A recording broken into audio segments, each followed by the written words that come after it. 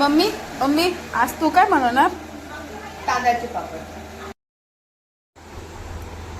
हां, या ठिकाणी आपण 1 वाटी पाणी घेतलं आहे, तर त्यासाठी 1 वाटी पीठ घ्यायचं.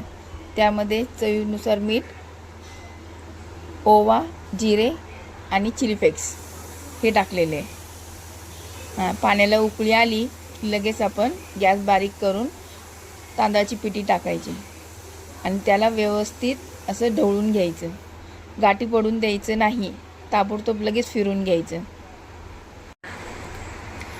पीठ गरम असतानाच पटकन मळून त्याचे गोळे करून पापड लाटायचं. गरम असतानाच पाटापाटा लाटून घ्यायचे पापड, म्हणजे व्यवस्थित लाटता येतो.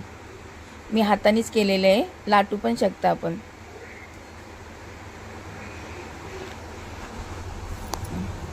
लाटून लगेच असे घरातच टाकले मी आता, आणि उन्हातही वाळू शकतात ते.